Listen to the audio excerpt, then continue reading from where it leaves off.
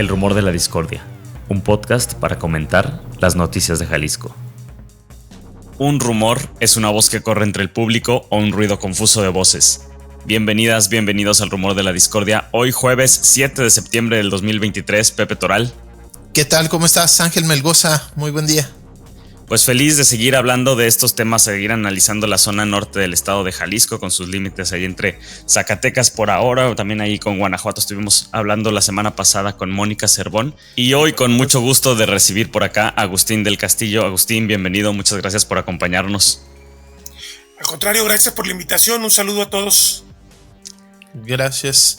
Agustín, pues son temas complicados, estamos acostumbrados a leerte sobre todo pues como un periodista especialista en medio ambiente, pero como ya decía Ángel, pues el día de hoy sobre todo queremos tomar el tema, el reportaje, la serie de reportajes que has venido publicando en torno a pues la inseguridad y el control que ha tomado el crimen organizado de actividades como la ganadería en el norte de Jalisco. Pero bueno, para que la gente que no te conoce, Ángel Melgoza va a presentarte para que tenga conocimiento de quién es Agustín del Castillo y por qué es importante tenerte acá en el Rumor de la Discordia. Así es, yo creo que muchísima gente, como dices Pepe, pues ubicamos el trabajo de Agustín y te ubicamos como un periodista ambiental en esos temas que siempre has estado cubriendo y de forma como muy atinada y destacada, ¿no? Por un montón de premios, pero bueno, para las personas que todavía no te conocen, Agustín, tú eres periodista desde 1989, has trabajado en los diarios desde 8 columnas, Siglo XXI, Público, Milenio Jalisco, el diario NTR, eres colaborador en el pasado también de Radio Metrópoli y pues estás por ahí trabajando en Canal 44 de la Universidad de Guadalajara como responsable de este programa Territorio Reportaje desde noviembre del 2018. También has escrito libros, eres autor de Montañas de Jalisco, La Primavera en Llamas y Arterias de Vida a los Ríos de Occidente, también coautor de este otro libro, Periodismo y Derechos Humanos en Jalisco, El Desafío Autoritario. Agustín, como decía Pepe, no sé si, bueno, podemos empezar, Pepe, si quieres por ahí, pero yo pensaba también que en este reportaje que vienes mencionando, el 23 de mayo se registró de este año la desaparición primero del ganadero Víctor Ponce y de su trabajador Luis Fernando García Pérez en Huejúcar, Jalisco. Y quizás podamos empezar por ahí, Agustín. Sí. ¿Cómo te llega a ti esta noticia? ¿Cómo empieza esa cobertura que luego vas a conectar con temas que yo sé que habías trabajado previamente? Pues mira, la reflexión inicial me parece importante. El tema ambiental en el pasado, estoy hablando ya de 3 décadas de cobertura, pues no se tropezaba frecuentemente con este tipo de temas porque el modo en que los grupos criminales tenían la forma de tener acceso al territorio y los recursos no era tan amplio, tan agresivo, tan sistemático, y en la actualidad, pues el hecho de que cubras medio ambiente o que cubras economía o que cubras política, sociedad y sin embargo te los encuentres, pues es un indicativo clarísimo de que ya están en los territorios de forma plena como controladores de procesos de todo tipo, desde la cultura hasta la economía, están ejerciendo un control cada vez más fuerte. Y bueno, pues cuando tú cubres una temática que además recordemos el tema ambiental implica pues no nomás asuntos que podría hablarse de medio ambiente duro, no nomás que el agua se contaminó, que hay basura, que hay contaminación por otro tipo de fuentes, que hay deforestación, sino pues todas estas fuerzas que inciden para que esto se genere. Pues resulta que están ya detrás de todas las fuerzas y ese es un problema serio porque ya hace inevitable que nos tropecemos con ellos. La zona norte, como bien mencionas, Ángel, pues me ha tocado cubrirla desde los inicios de mi cobertura periodística. Y bueno, aunque siempre estaba presente que hay fuerzas que tienen que ver con el uso del territorio, que hay sembradíos, que hay cierto manejo de rutas, pues ahora ya está omnipresente porque ya controlan todo. Entonces no puedes tú evitar, cuando hablas de problemas ambientales, evitar aludir a los señores que están ahora controlando el territorio. Y eso es justamente lo que lleva a que ya no importa el tipo de periodismo que hagas, te lo vas a encontrar. Y esto es justamente lo que ha estado pasando. Creo que esto es evidente, esto evidencia mucho cómo cambió el país, sobre todo de 15, 17 años para acá, con la presencia de estos señores que ya controlan los territorios de forma plena y completa. Agustín, en días recientes también se estuvieron publicando trabajos sobre todo del tema de Colima y Michoacán, que productores de limones y bueno, el aguacate también otro producto que se ha vinculado con el tema del crimen organizado desde hace tiempo, también denuncian cómo se les obliga a pagar parte de su producción, 5 pesos por kilo de limón que sacan un cálculo similar, que es pues un tipo de extorsión que también, digamos, no nos tenemos que ir muy lejos. Aquí en Guadalajara muchísimos negocios se les cobra lo que pues le llaman protección, pero básicamente es una extorsión en donde si no pagas una cuota al crimen organizado no te dejan operar, inclusive te puedes poner en riesgo, pero lo que tú publicas es algo todavía más intrincado porque no es simple extorsión a ganaderos en el norte de Jalisco, sino todo un sistema por el cual a través también de la corrupción y de relación ahí con las autoridades, pues básicamente tienen controlado quién tiene qué ganado y cuánto se va a cobrar por todo eso que se exporta. Es decir, es ya un sistema en donde el crimen organizado tiene control de la información, no es nada más una simple extorsión. ¿Qué nos puedes contar sobre pues este sistema relacionado, ¿no?, entre el crimen organizado y la producción de ganado en el norte de Jalisco? Sí, mira, pues es precisamente ya un control empresarial, porque están controlando todos los sistemas que se han creado institucionalmente, que se operan a través de las asociaciones ganaderas locales. Cada municipio tiene una asociación ganadera y esta maneja pues todo lo relativo al negocio de la movilización y de las facturas que se emiten. Hay una particularidad con la ganadería y en realidad con todo el sector primario en México. Como no tenemos un sistema fiscal fuerte para el sector primario porque no se le cobran impuestos, no se le cobra IVA fundamentalmente, entonces no hay un incentivo para el sector hacendario para generar un sistema muy meticuloso porque no va a cobrarle impuestos a cada productor porque los alimentos están eximidos de impuestos. Entonces, sí hay un sistema alternativo que se genera a través, en este caso, de las asociaciones ganaderas, para que emitan pues lo que se llama las guías de movilización de ganado, las guías de movilización, y además existe lo que se llama el SENASICA, Servicio Nacional de Sanidad, Inocuidad y Calidad Agroalimentaria, y el SINIGA, que es Sistema Nacional de Identificación Individual del Ganado. Cada municipio lo opera la Asociación Ganadera Local, y estos sistemas tienen el dato de cada becerro que nace en cada temporada. O sea, no se les va un solo becerro. Y bueno, a final de cuentas, el negocio importante de ganado sería con los becerros, con ganado de engorda, ganado de carne, que es lo que está produciendo el norte de Jalisco. Ahora, ¿por qué el norte de Jalisco y no los Altos, y no la región Ciénega, no Ameca, no la costa? Porque es la única región de Jalisco que está generando ganado libre de brucela y tuberculosis. Esto le permite al norte de Jalisco 100,000 reses que se generan por año en este sistema productivo, que puede exportarlos a los Estados Unidos. Es la única región de Jalisco que puede exportar. Entonces, tenemos un mercado internacional abierto, y a través de las asociaciones ganaderas locales y de estas guías y de los anillos y de todas las cosas que se generan para garantizar las certificaciones, pues controladas a través de las asociaciones. Si el crimen las controla, pues controla todo. El crimen tiene los datos de SENASICA y de SINIGA completo, entonces no se le puede ir un solo becerro. Entonces el crimen ya controlaba obviamente este sistema y les advierte en octubre, no desde antes, desde agosto, un año aproximadamente, agosto del año pasado, que van a empezar a tener que aportar.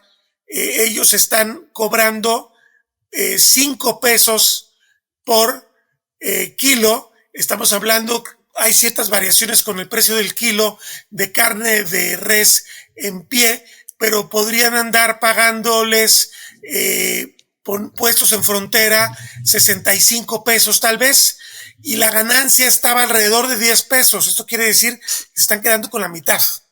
Wow. Pero además, hay ciertos acopiadores que son grandes ganaderos que compran el ganado y lo mueven en territorio mexicano hacia la frontera, que ya tienen una amplia experiencia, y don Víctor Ponce pues era uno de esos ganaderos. A él le tocó ser designado por el cártel para el caso de Huejúcar y Santa María de los Ángeles, que son municipios que colindan. Se eligieron 5 grandes acopiadores y ellos estaban encargados por el cártel de capturar todo el ganado a todos los productores pequeños y medianos para que se pudiera hacer la movilización hacia los rastros o hacia la frontera. Que aquí también hay otra situación. Probablemente no todo llega al rastro, o más bien no todo llega a la frontera, porque el precio en México estaba prácticamente al mismo nivel que el precio en la frontera. Entonces aquí hay muchas cosas que permiten sospechar de cómo se generó este acuerdo, porque cuando se da la orden de parte del cártel de que van a tener que meterse en este sistema y pagar, fue cuando se dio este acuerdo de la Presidencia de la República con los grandes productores de alimentos del sector primario, para decirles: te voy a eximir de cualquier problema de que tú necesites pagar por garantizarme la calidad fitosanitaria de productos, para que llegue más barato y para que la gente compre más barato. Lo cual es una mentira, porque el precio que se paga la carne, por ejemplo, contra lo que se paga en un comercio formal en Guadalajara, pues hay un abismo. Si esta carne se está pagando 65 pesos al productor por llevarla al rastro o a Estados Unidos, el consumidor en una tienda, no sé, hablando de Soriana, hablando de Walmart, hablando de los mercados locales, está pagando 160, 170 pesos, está pagando 100 pesos más. Entonces el negocio de venderlo en México es muy bueno. No hay que venderlo en Estados Unidos para que sea un margen de ganancia excesivo para lo que sigue en la cadena después del productor que comercializa ganado en pie. Pero a final de cuentas, pues la ganancia corta en comparación con lo que se vende en las ciudades, pues se está quedando la mitad el cártel, el grupo criminal. Y bueno, pues esto lo capturó totalmente gracias a que se quedó con todo este sistema para garantizar que se pueda movilizar y que se pueda sacrificar el ganado en los centros de matanza del país mismo. Y hay una presunción que es bastante válida de que varios de los empresarios que firmaron este pacto con Presidencia de la República estarían siendo beneficiados con este esquema que está manejando el crimen organizado.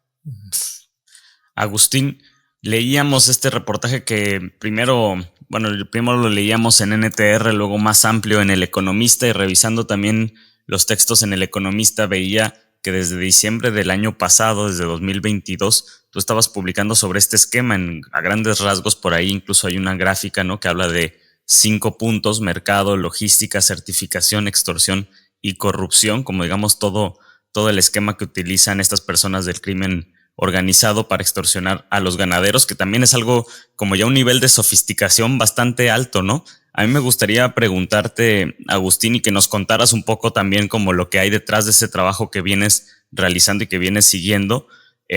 Se da la desaparición de Víctor Ponce, de Luis Fernando, después se encuentra el 17 de junio, se localizan los cuerpos de estas 2 personas sin vida. Yo entiendo que también por ahí, y según lo que publicas, se le roban hasta 150 cabezas de ganado. Si esta persona era un acopiador, ¿en qué punto llega este digamos, no sé si desencuentro o en qué punto llega que le roban este ganado y después que viene pues la desaparición y el asesinato de Víctor. Sí, mira, hablando de que el tema desde el año pasado lo vengo manejando, pues bueno, tengo mucho tiempo de cubrir asuntos que tienen que ver con el medio ambiente, pero también con el tema del desarrollo rural. Ganaderos me buscaron a mediados del año pasado que estaban muy inquietos porque se podía dar un proceso que ya de algún modo se ha podido documentar, como ustedes bien mencionaban, en el caso del limón en Michoacán, en el caso del aguacate en Michoacán y Jalisco. Es clarísimo y se da precisamente porque no hay un control por parte de la autoridad hacendaria, entonces en realidad ellos pueden controlar todo el sistema. Con el ganado tenemos toda esta evidencia, pero en realidad ellos controlan también, por ejemplo, con el aguacate me platicaba una experta que estuvo trabajando para la inteligencia, digamos, mexicana, lo que era el famoso, estoy pensando cómo se llamaba la dependencia que generaba los temas de inteligencia, porque tengo el libro ya arriba. Existe un especialista mexicano, Guillermo Valdés, que genera un libro que se llama Historia del narcotráfico en México. Sí. Y él, en la época de Calderón, manejaba este centro de inteligencia, de información sobre el CISEN, exactamente, perdón, esas eran las cositas que de repente se te van cuando están muchos los datos. Tantas siglas. Pero bueno, exactamente las siglas, el CISEN. Ellos documentaron, porque desde los años de Calderón, cuando empieza, ustedes recordarán el tema del operativo Michoacán, pues ellos documentan cómo estaba entreverado el crimen con el negocio del aguacate. No es un asunto que es un actor foráneo que llegue y se apodera del negocio. Es un asunto en el cual hay una extorsión desde afuera, pero también hay un manejo de huertas, hay una presión sobre autoridades locales y sobre los grupos de aguacateros, al grado de que ya se enrarece mucho. ¿Quién es un aguacatero que simplemente está pagando extorsión? ¿Y quién es un aguacatero que forma parte de un sistema de blanqueo de recursos criminales que se puede dar porque van a adquirir predios, adquieren predios, se da mucho el tráfico a través de ejidos, comunidades y pequeñas propiedades que los presionan para que les cedan predios para generar huertas, y ellos tienen además ya todo el sistema controlado. Quién va a llegar a montar la huerta, tienen el control de la tecnología y tienen la relación con las asociaciones de aguacateros. Entonces se da ese proceso con el aguacate, se da ese proceso con los limoneros y se da el proceso el año pasado con los ganaderos en la zona norte de Jalisco. Hay una declaración buenísima que me dio el que era secretario de Agricultura de Calderón, Francisco Mayorga Castañeda. Él me dice: yo le dije al presidente Calderón que no iba a poder darse el combate eficaz al crimen en Michoacán porque estaban vinculados muchos de los aguacateros, muchos de los limoneros, muchos de los que estaban en diversas actividades del sector primario en Michoacán, estaban ligados al narco, estaban haciendo un trabajo empresarial para limpiar dinero del narco. Entonces, de repente no sabías en dónde estaba la frontera entre los intereses de la criminalidad y los intereses legítimos de la productividad primaria. Y entonces eso es lo que termina, tuvo tal éxito, fue tan difícil al grado de que se sigue dando la extorsión desde fuera, pero el manejo desde adentro también, que bueno, este temor que tenían los ganaderos, que el año pasado me lo comentan y que dicen: no podemos dar los nombres, pero sí podemos decir cómo va a funcionar el sistema porque ya nos dijeron cómo. Tenemos la esperanza de que al difundirse, pues haya alguna reacción del gobierno mexicano en sus, yo diría 3 órdenes, pero ya era muy difícil que se diera a nivel municipal.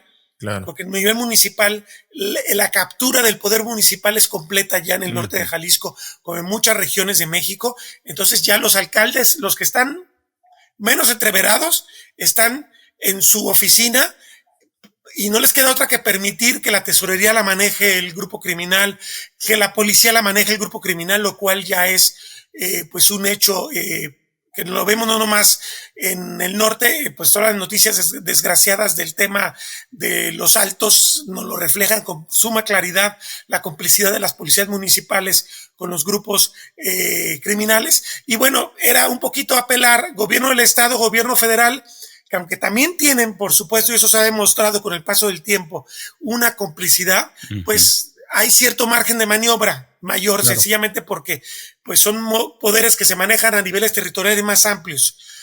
Y no ocurrió nada, desgraciadamente. Entonces, don Víctor, es una historia particular. Víctor Ponce es un ganadero que había llegado de Chihuahua, del sur de Chihuahua, donde había sufrido su familia asesinatos, extorsión, secuestros, un acoso criminal muy fuerte que los obligó a salir del municipio de Delicias, de la zona de Saucillo, hace 10 años, en 2013, y que fueron reubicados más de 70 miembros de la familia Ponce, wow, que habían padecido este grave problema de extorsión y de crimen, pues para que rehicieran su vida en otras partes, tanto en Estados Unidos como en México. Don Víctor Ponce se va a Aguascalientes primero, pero él busca una actividad primaria que es la que sabe hacer y se encuentra con que el norte de Jalisco tiene esta posibilidad de la producción de ganado, que él le sabe, tiene experiencia y tiene esa ventaja de que exporta a Estados Unidos. Entonces dice, ni mandado a hacer, me voy a Huejúcar y en Huejúcar puedo rehacer mi vida. La rehace durante mucho tiempo y se topa con esto. Bueno, simplemente como otro dato que vale la pena señalar, la familia Ponce motivó en 2019 una recomendación de la Comisión Nacional de Derechos Humanos. Justamente son uno de los pioneros, podemos decir, en cuanto a gente que tiene que huir, tiene una categoría dentro del tema de derechos humanos, el ser desplazado, pues, desplazados, interno, ¿no? Exactamente, interno. Desplazado interno por crimen. Y se les da esta categoría en el año 2019 y se ordena al Estado mexicano que los rescate, les trate de recuperar todo lo que perdieron, porque todo lo que perdieron en Chihuahua nunca lo pudieron recuperar. Y en el proceso lento de recuperar sus derechos, se da que el crimen se fija que es un negocio muy bueno, 100,000 reses por año. Estamos por ahí manejando una cifra conservadora de 100 a 120 millones de pesos por año, lo que ellos pudieron obtener de ganancia con el negocio del ganado en el norte de Jalisco. Y bueno, en particular don Víctor, pues es que también lo empiezan a exprimir, le piden dinero y nos comentaba su familia, pues le pidieron en algún momento de este año 2 millones de pesos, prácticamente lo dejaron en nada, porque ya nomás trabajaba para ellos, ya no tenía recursos para pagar sus deudas con el sector crédito, que había obtenido deudas con el sector bancario, en este caso la financiera rural, que por cierto desapareció entre los muchos fideicomisos que desapareció el gobierno de Andrés Manuel López Obrador. Tenía esa deuda que tenía que pagar y tenía la deuda de todo lo que le estaban quitando los criminales. Entonces, al ser tan notorio porque era un eficiente ganadero, pues termina siendo eso lo que lo pone en mayor exposición y lo termina llevando a una mala relación porque pues le sacaban todo. Y bueno, él era ganadero que ya por su cuenta copiaba, ya estaba en el negocio, y pues cuando se lo llevan en mayo junto con su empleado, pues al día siguiente acuden por lo que tenía ya copiado, 150 reses que eran del negocio propio.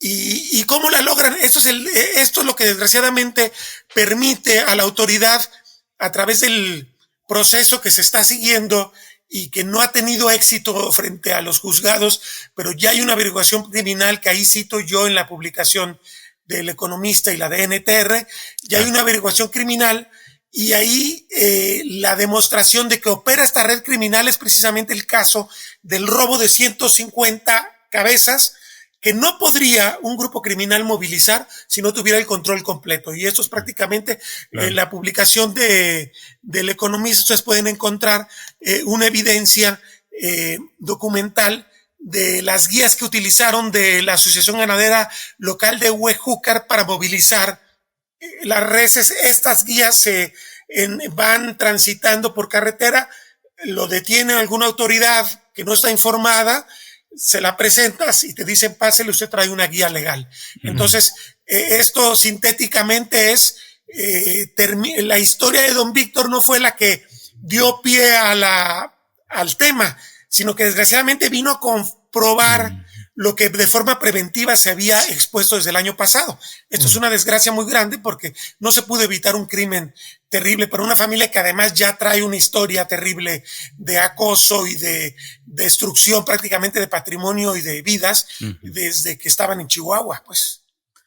Agustín, y en estas publicaciones tú adviertes que hay ya personas señaladas como presuntas responsables, pero adviertes que es probable pues que inclusive formen parte de esta red, no porque sean parte del crimen organizado, sino porque están siendo coaccionadas por la violencia, ¿no? Básicamente, entonces también no hay certeza de que estas averiguaciones que se abrieron, estas carpetas de investigación, pues lleven realmente a desarticular el sistema, sino probablemente a castigar a personas que, como pues el caso de Víctor, fueron obligadas a través de la violencia a participar, a entregar información sobre las guías, a formar parte de este entramado que controla el crimen. Totalmente cierto. Las personas señaladas, de acuerdo a lo que me dice la propia familia y a lo que dicen otras fuentes de ganaderos, son ganaderos que han trabajado como acopiadores también, que tienen sus ranchos, que tienen sus negocios formales, que son o presidentes de las asociaciones ganaderas locales o son ganaderos acopiadores, y ellos son los que están pagando los platos rotos. Es evidente que están obligados a operar el esquema a favor de la mafia. No hay un nombre extraño en la averiguación previa. Entonces, sí, es definitivamente, obviamente está tan bien hecho el negocio por parte del grupo criminal que nomás se puede inculpar con documentos a los propios ganaderos. Esto es una cosa terrible porque en realidad, sí, no hay opción para ellos, o se van o se quedan con las reglas del cártel. Y entonces, si se llegara a hacer justicia bajo el tema de que la justicia procesal tiene que ser con la formalidad exigida, no puedes tú de oídas señalar a alguien, tienes que presentar evidencias, tienes que presentar testimonios, tienes que mencionar, pues sí, el debido proceso. Pues en el debido proceso se van a llevar a los menos culpables, a los que obligaron. Tú tienes que expedir esta guía porque yo necesito llevarme el ganado que está en el rancho del señor, que por cierto era un rancho rentado porque no había tenido tiempo de volver a generar patrimonio propio, rentaba las tierras para operar su sistema, pues sacarlas y operar ese manejo de 150 cabezas fue con las guías y con los nombres de estas personas que fueron implicadas obligadamente. Ellos no tienen oportunidad de ser rescatados, o no se les ha querido rescatar porque pues supongo que en otros sistemas judiciales se les podría decir, tú en este momento eres el chivo expiatorio, te voy a traer y tú me vas a ayudar, yo te voy a proteger y tú me vas a ayudar a ir tras los que están detrás de esto. En México, desgraciadamente, esto no funciona, esto es una fantasía.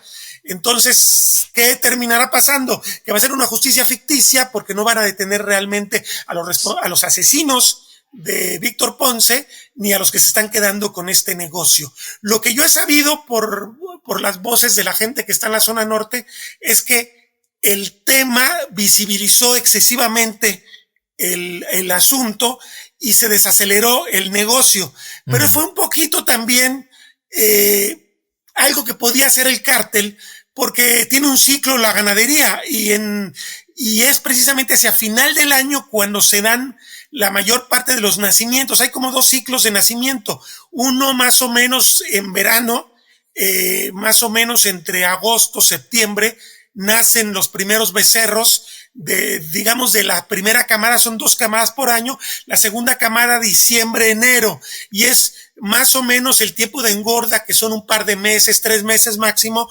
cuando el negocio se pone pleno. Entonces para ellos es un negocio grande el fin de año y marzo, abril aproximadamente. Cuando se da el secuestro, cuando se da la privación de libertad ilegal de estas dos personas, ya estaba terminándose, digamos, la temporada fuerte de becerros de la camada que nació en invierno. Y entonces venía una pausa importante hasta los nuevos nacimientos que se están dando ahora. Entonces sí, ellos dicen se calmaron, pero en realidad bajan su perfil y ellos van a reactivarse nuevamente hacia octubre, noviembre, que es cuando están ya engordados buena parte de los que nacieron en esa temporada, y a seguir con el ciclo. No hay ninguna evidencia, ninguna certeza de que se vaya a afectar el negocio criminal. Eso es lo perverso, porque la autoridad aparenta que está actuando, pero va contra personas que son simplemente instrumentos y que son presumiblemente tan inocentes como las víctimas, que son víctimas en realidad. Claro. Y no está afectando el negocio criminal. Entonces estamos jugando un poquito al tío Lolo, como se dice coloquialmente, y vamos a llevar a la cárcel probablemente a personas que no tienen nada que ver con esto, que tal vez puedan dar testimonios valiosos, pero si no se va al fondo, no se va a afectar al grupo criminal que está operando este negocio y otros negocios de la zona norte, que es también evidencias que han surgido recientemente con el caso de la minería, que no nos extraña, porque sabemos que la minería también la controlan ellos en Michoacán, en Guerrero, controlan la tala, también lo están haciendo en toda la franja de la costa entre Guerrero y Nayarit. Controlan prácticamente todo en la vida de las personas. Entonces sí es una cosa muy dramática, y sí, desgraciadamente, estas personas señaladas en la averiguación criminal no son los integrantes del cártel, de la célula criminal del cártel de las 4 letras, que es el que controla esa zona y que además, recordemos, está en la frontera con una guerra que ellos traen privada desde hace 4 años, tal vez un poquito más o menos coincidió con la pandemia, arrancó un poquito antes de la pandemia. Esas matanzas brutales que están ocurriendo en la frontera de Jalisco y Zacatecas es prácticamente la parte sur de esta guerra brutal que se ha estado dando durante 4 años en esa zona. Sí, matanzas, desapariciones. Agustín, me llama muchísimo la atención cómo pues la cobertura mediática de temas ambientales acaban también documentando ya también estas redes, y como vienes diciendo, cómo se han metido pues estas personas de parte del crimen organizado, criminales, en un montón de negocios. Yo también pensaba en el negocio de las tortillas, ¿no? Había escuchado, por ejemplo, también de los cigarros, estos cigarros que no son, digamos, de las grandes tabacaleras, los pequeños cigarros, cómo también están metidos ahí y los hacen distribuir en un montón de comercios. Pensando, antes de entrar quizás, Agustín, Pepe, al tema de la minería, donde seguramente, como mencionas, es mucho más sabido y estamos mucho más ubicada la participación de estos grupos criminales. En una parte de tus textos, Agustín, dices: el cártel ordenó a los ganaderos a quién vender y a quién cobrar comisión. Yo pienso, si tenemos esa información, si se sabe a quién se está vendiendo, la información realmente la tienen las autoridades. La información entonces es digamos, son personas concretas que se saben de su participación. Ahí no sé si también se pudiera entrever alguna posibilidad de comenzar a desarticular este tipo, si hubiera alguna voluntad, ¿no? Que creo que por el momento no existe, no sé, tú nos dirás, pero se podría entrever alguna posibilidad de comenzar a desmontar este tipo de estructuras criminales, Agustín. Pues si tuvieran la voluntad, sí, ciertamente estos 2 sistemas que mencioné, de control de ganadería, de calidad sanitaria y este tipo de cosas que debe cumplir el ganado para poder ser sacrificado en un rastro tipo inspección federal, en un rastro autorizado, incluso municipal. Pero las grandes productoras de carne de este país están matando en rastros TIF, en rastros muy bien controlados por la autoridad federal. en rastros que pagan impuestos ante Hacienda. Entonces, por supuesto que ellos tienen que garantizar cuál es el origen de esa carne que están vendiéndole a Walmart, que le están vendiendo a Soriana, que le están vendiendo a todas las cadenas, porque las cadenas tienen que dar cuentas también y además las cadenas están obligadas a comprar solamente de rastros TIF. Entonces sí, hay negocios enormes de carne, pero fíjate qué cosas. Hay una marca importante de Sinaloa, que es una de las grandes potencias en producción de carne a nivel nacional, que estuvo involucrada en el escándalo de meter ganado pirata, por decirlo de algún modo, desde Centroamérica y blanquearlo en rastros mexicanos. Y eso se dio también paralelo a la pandemia. O sea, en realidad, hay ahí un mundo de grises, de opacidad, de falta de voluntad para intervenir y decirle, a ver, tu empresario, no estás haciendo las cosas bien. Se estaban trayendo a engordar ganado de Nicaragua, de Honduras, de Guatemala, a las zonas mexicanas del sureste, a engordadores que le venden a estas grandes empresas de cárnicos, y son las mismas empresas que firman los convenios con el gobierno para decir, voy a importar ganado, pues le estaba dando el gobierno ahí ya una carta blanca para que se trajera ya no pirata el ganado de Centroamérica, para no pagar impuestos y no tener que tener certificados sanitarios. Esto es muy delicado porque también la carne que estamos comiendo, ¿quién nos garantiza que está teniendo calidad sanitaria para ser consumida por personas si no se les está exigiendo ya este tema fitosanitario? Entonces son muchísimas cosas que se van entreverando, que sí nos habla y con mucha propiedad de que es crimen organizado. O sea, esto es una organización criminal a todos los niveles. Es una cosa impresionante, de las cuales si el gobierno mexicano no tiene voluntad de irse por los hilos de la madeja y decir cómo dar con el ganado que viene del norte de Jalisco, el ganado que viene de Centroamérica, el ganado que viene de otros lugares donde están controlando también el proceso, porque la extorsión no se está dando nomás con el ganado de carne del norte de Jalisco. Lo que pasa es que es un negocio mucho más pingüe, porque ahí es un ganado de exportación, pero también se está extorsionando otros ganaderos. Yo he escuchado testimonios de todas las regiones de Jalisco. La extorsión es muy general, porque como tú bien dices, pues si es negocio, pues ahí le entran. Si se está dando con pequeños comercios a escala pequeñísima, pues ellos necesitan mucho dinero para mantener sus ejércitos privados, que a final de cuentas ese es parte del tema. ¿Cómo mantienes una movilización de decenas de miles de personas armadas a nivel nacional en guerra contra decenas de miles de personas armadas? Pues es a través de estos incentivos. Es un poquito como un tema medieval. En las ciudades, en las guerras medievales, la paga estaba cuando saqueaban las ciudades y se quedaban con los recursos. Es un poquito el tema. Es una cosa verdaderamente impresionante cómo se mantienen ejércitos privados que requieren muchas armas, que tienen mucha capacidad de violencia y que les prometen muchísimos recursos para estar integrados ahí, independientemente de lo de la historia que ya sabemos por el tema de Lagos de Moreno, todos los que están obligados a integrar estos ejércitos. Pues, o sea, es realmente una historia llena de ramas, llena de vericuetos, pero que nos lleva al gran tonco final de la violencia que está enseñoreada de buena parte del país. Claro. Agustín, y que pues todas estas redes, como bien lo estás explicando, van más allá de México, ¿no? O sea, tú ya estás mencionando pues lo que tiene que ver con Centroamérica, pero en el caso de la minería y otras actividades, y bueno, lo que tiene que ver también con el blanqueo de recursos, pues hay redes a nivel internacional. O sea, es un tema que sale de las fronteras de México y que involucra también a economías internacionales, que pues hace todavía más difícil desarticularlo. Claro, son cárteles ya que son empresas transnacionales. El caso, por ejemplo, de la minería y de la madera responde mucho a las demandas de los mercados orientales, que están en expansión muy grande, sobre todo el chino, pero no exclusivamente.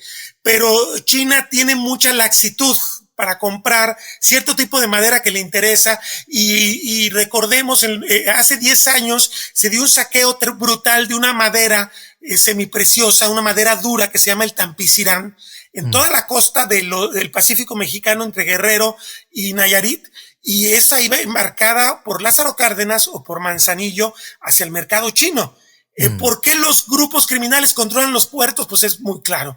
O sea, pueden embarcar un montón de productos que no traen guía, que no fueron autorizados por ninguna autoridad formal ambiental y que van a vender o van a intercambiar. En el caso del fentanilo también esto se ha documentado, el gobierno mexicano lo ha reconocido. Cambias hierro, por ejemplo, que también es una demanda muy grande del mercado chino.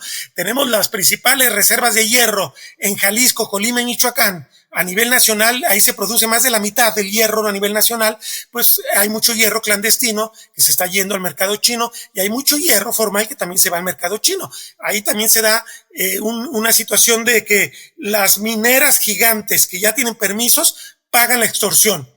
Y hay un montón de minería casi artesanal que está controlada por los cárteles. Toda la costa de Jalisco, Colima y Michoacán tiene mucha minería artesanal que controla el cártel y que también va a los embarques de Manzanillo y Lázaro Cárdenas rumbo al mercado del Extremo Oriente. Entonces sí, efectivamente. Ahora, ¿qué ocurre acá en el norte de Jalisco? El norte de Jalisco no es de hierro, es de metales preciosos, es sobre todo de plata.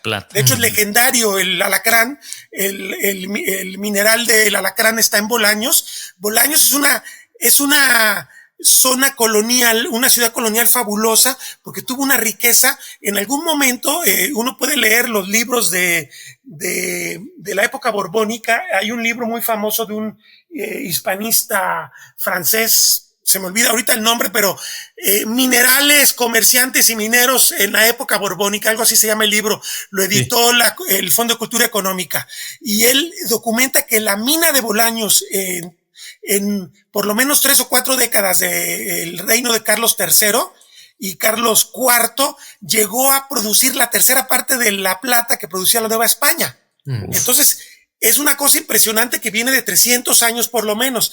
Ahora, ese mineral está demostrado con los estudios, por eso se disputó esa mina cuando se dieron las privatizaciones y cuando se expandieron grupos mineros mexicanos, se le disputó a los dueños la mina del alacrán y hubo una disputa muy fuerte que duró 25 años porque el mineral del alacrán tiene muchísima plata todavía que no se ha aprovechado. Recordemos que la tecnología del siglo XVIII y XIX era nada frente a la tecnología. Se habla de que en un año, en un par de años se extrae en el mundo toda la plata que se extrajo en toda la colonia en los 3 siglos. O sea, tenemos tecnologías que realmente pueden extraer una riqueza impresionante. Bueno, esa mina está en manos de empresarios mexicanos, pero la mina de enfrente, que es San Martín de Bolaños, que se llama El Pilón, la compró Firm Majestic, esta gran transnacional canadiense. Sí. Firm Majestic tiene problemas con el gobierno mexicano, tiene problemas con las promesas que le hicieron los empresarios de Bolaños, pero además el cártel se apodera de la mina. Se dan asaltos primero, 2017, 2019, 2021, pero ahora ya tuvieron que huir y la mina está en manos del grupo criminal. Entonces están presionando a los empresarios de Bolaños para que les sean maquinaria para que puedan extraer la plata del Pilón. Yo no sé hasta qué punto el grupo criminal. No, Grupo México ya no está. Grupo México vendió a la familia que estaba en disputa con ellos, a un familiar, le vendió sus derechos en Bolaños y en realidad está en manos de un grupo de empresarios de San Luis Potosí que eran los que habían detentado la mina desde los años 50. Descendientes de Héctor Dávila. Exactamente, que habían sido despojados por Grupo México. Ya se pusieron de acuerdo, ya se quedaron con la mina otra vez, pero ahora se enfrentan a los intereses de Firm Majestic, a la que le prometieron venderle el alacrán y no se la vendieron, y con el grupo criminal que le está diciendo: necesito operar el Pilón, necesito que me des la maquinaria porque yo voy a dedicarme ya a extraer plata. O sea, una situación que ya va mucho más allá de lo artesanal, ya habla del nivel de sofisticación de los grupos criminales, pues. Es una locura. Es una locura. Pues tu trabajo está ahí para las personas que quieran también meterse a darle la leída completa. Los pueden encontrar, sobre todo esta última versión con todo el tema de la minería, en el periódico El Economista en línea. No sé, Pepe, ¿tú quieres hacer una pregunta más? Sí, pues nada más, yo sé que queda poco tiempo, pero en tu análisis, ya digamos en tu opinión, Agustín, digamos, qué posibilidades hay de que esta situación de el control del crimen organizado de buena parte del territorio mexicano pues se pueda revertir, que pueda haber una solución, un cambio en esa situación? ¿Qué posibilidades le ves? ¿Cómo ves el panorama? Y no sé si pues ahí tenga algún cambio lo que tiene que ver con las comunidades indígenas del norte de Jalisco, si la situación es distinta a la de pues estos ganaderos mestizos o las cabeceras municipales del norte de Jalisco, si en las comunidades indígenas la situación es distinta o también están pues sometidas de la misma forma por estos grupos del crimen organizado. Mira, primero contesto lo segundo para terminar, redondear el tema con eso. Mira, una ventaja relativa de la zona norte de las comunidades Birrárica, y está también San Lorenzo Azqueltán, que es ODAM, es que no tienen, más allá de la madera, y no es un recurso maderable similar al que tenemos en el sur de Jalisco o en Michoacán, no ha ocurrido hasta este momento un atractivo grande respecto al recurso natural.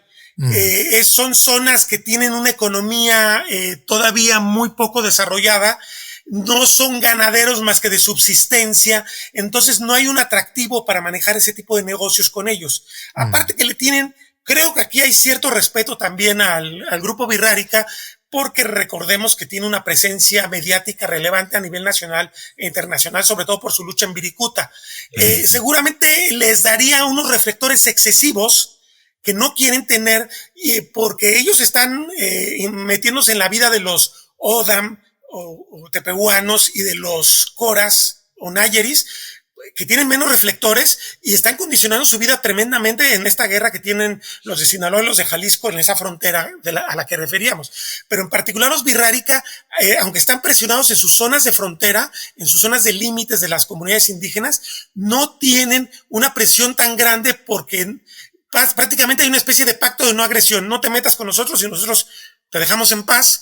Pero obviamente ya saben también los comuneros que tienen que cubrir ciertas reglas para los traslados, los tránsitos, y tienen que dejarlos pasar cuando pasan y tienen que hacerse de la vista gorda.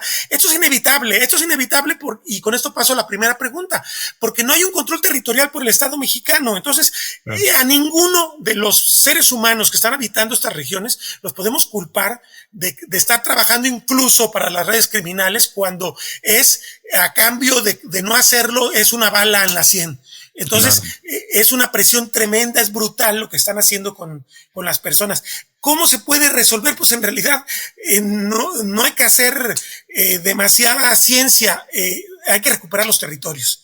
¿Cómo los recuperas? Obviamente con acción de gobierno silenciosa, no pasiva, pero sí silenciosa, así de llevar programas, de atender a la población, eso es muy importante, pero también definitivamente con presencia disuasiva. Son grupos armados, son ejércitos privados armados, no se puede pensar, porque digo, si nomás se piensa en una presencia más pasiva, más pacífica, pues pasa lo que está pasando en la zona, que les detienen las ambulancias, se las saquean, se las queman, les roban el equipo médico, les roban los víveres para la sierra, les secuestran también a los médicos, les secuestran a los maestros, les secuestran a los funcionarios. O sea, esa no es solución ya, porque se perdió mucho tiempo y se dejó crecer. No existe, así como existió en su momento el plan Huicot, en la época de Echeverría sobre todo, para atender la marginación en la Sierra Madre Occidental, huicholes, coras, tepehuanos, Huicot, tendría que haber una especie de plan, de planificación para atender, pero ahora sí que todos los aspectos, el aspecto de cómo hacer vigente el Estado de Derecho, cómo recibir las denuncias, cómo garantizar que los afectados directos sean protegidos, cómo ir ocupando de forma disuasiva, no tiene que ser necesariamente a sangre y fuego, pero sí disuasivo, que se vea presencia activa de las fuerzas del Estado mexicano para recuperar el monopolio de la violencia. Yo no lo veo de otro modo, porque además los dejaron crecer tanto que son ejércitos, por ahí yo estaba leyendo, deben estar movilizados por un solo cártel, hablaban de más de 40,000. O sea, son ejércitos verdaderos, ¿En enormes. el país? Sí, en el país, claro. Pero ¿cómo enfrentas eso? Pues tienes que enfrentar tienes que hacer una disuasión. El Estado mexicano tiene los recursos, pero tiene que atreverse a hacerlo y tiene que hacerlo bien, porque en el pasado se pretendió pura disuasión, pero no se hizo todo lo demás. O sea, tienes que buscar las redes criminales, tienes que afectarlas, tienes que hacer lo que se hizo con Al Capone, para hablar de un ejemplo clásico. Al Capone, ¿cómo se le detuvo? No se le detuvo matando gente, se le detuvo porque no pagaba impuestos. O sea, empecemos a aprender hasta de Hollywood, caray. Pues Agustín del Castillo, de forma, pues con programas sociales, con inteligencia, recuperar los territorios, yo con eso me quedo. Pepe, no sé si quieras comentar algo más. No, pues simplemente hacer la invitación a seguir el trabajo de Agustín del Castillo, experimentado periodista y pues que cubre temas que muchos otros periodistas ni siquiera tenemos idea o los contactos, y es bastante importante saber lo que está ocurriendo en la zona norte de Jalisco, en los Altos, pues su conexión con otras ciudades ahí cercanas de León, pues hay mucha información, y cuando ocurren tragedias como los 5 jóvenes desaparecidos hay mucha atención, pero en el norte de Jalisco, por su propia dificultad de acceder y los pocos contactos que tenemos, es difícil saber qué es lo que está ocurriendo, sobre todo no la versión oficial, sino de la gente que realmente vive ahí, trabaja ahí y padece esta situación. Bueno, pues el trabajo de Agustín del Castillo sin duda fundamental para entender lo que está ocurriendo en nuestro estado, en el país. Entonces pues simplemente hacer la invitación a seguirlo, a leerlo, a compartirlo. No de balde, y simplemente remato con esto, la zona norte de Jalisco es históricamente la zona más marginada. Esto también es marginación, justamente que no sepamos ni siquiera lo que ocurre ahí. Claro. Experimentado periodista, experimentado lector, muchísimas gracias, Agustín, por tu trabajo y por acompañarnos hoy en El Rumor de la Discordia. Gracias, Pepe, gracias, Agustín, y gracias a ustedes que nos escucharon. El Rumor de la Discordia, un podcast para comentar las noticias de Jalisco.